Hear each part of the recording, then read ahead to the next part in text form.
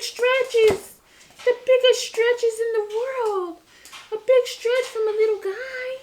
If you're thinking about taking your dog to Mexico, do not just show up at the airport and hope for the best. There are steps, and if you miss one, you could be turned away. Hi, I'm Aza Reyes. I am moving to Mexico with my dog Caviar, and I have visited with him before as well, and here's exactly what I did and what I wish I knew beforehand. Go to your vet and make sure all required vaccinations are up to date. Get a signed health certificate. This is not the same thing as a USDA international health certificate. Stop it. You want to go to your crate?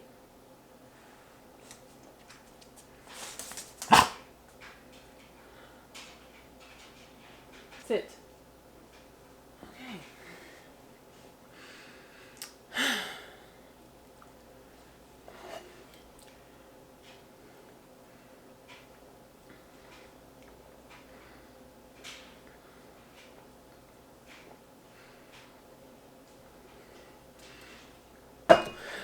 Mexico does not require the USDA endorsement process for dogs entering from the US, but you do need a recent vet signed health certificate stating that your dog is healthy to travel and has all his vaccinations listed. Do not skip that. If your dog struggles with stressful situations like travel, talk to your vet. My dog takes trazodone. We tested it before a travel day number 1, which was years ago, so I knew how he'd respond. Do not experiment for the first time on travel day. If you have an early flight, give the loading dose according to your vet's instructions the night before. After booking your flight, call the airline and you're going to add the pet to the reservation. Most airlines charge between $100 to $150 one way, so it could be up to $300 round trip. There are a limited amount of pet spots per flight, so call as soon as you book your flight or even beforehand. Carrier requirements include an airline-approved, soft-sided, must-fit under your seat carrier, and the dog has to have enough room to stand and turn around. Now, Caviar is at the top of that weight limit, or those requirements. Some of them do have weight limits as well. The dog will be at your feet, not on the seat. I've heard stories about people buying an extra seat and airlines being lenient, but I have never experienced or witnessed that. Most airlines also won't allow you a full carry-on if you have a pet carrier, so pack smart, and in your personal item, bring treats, a collapsible water bowl or bottle, poop bags, wipes and tissues, and trust me on the wipes. I have a story about that later in this video. So before travel, you also want to make sure the flea and tick prevention is current.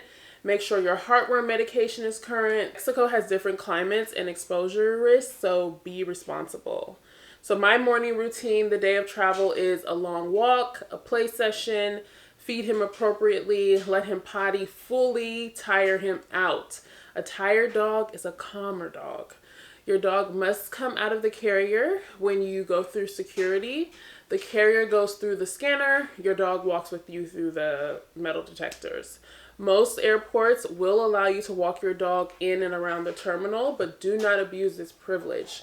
Clean up after your dog and be respectful. Don't ruin this for all of us. The rules are strict for during the flight. The dog must stay in the carrier the entire flight. The carrier has to remain under the seat. There's no lap time. I recommend a small portable clip-on fan for airflow. I'll link the one that I use in the description. They will be at your feet the entire time, so prepare mentally for that. Okay, so when you land wherever you are, for us it was Cancun. There were no pet relief areas in that terminal. My dog had a small accident, just number 1 luckily, and I was very glad I packed the wipes and the tissue. Then comes a long stretch before a proper potty break. So there's customs, there's baggage claim. They have to get physically checked by the agents.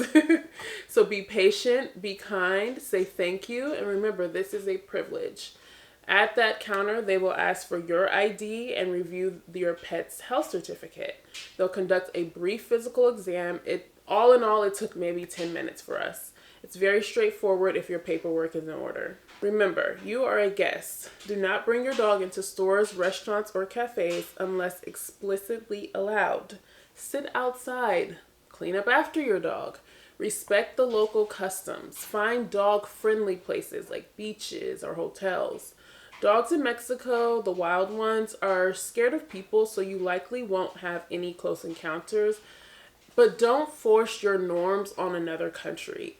Do not be a colonizer about this.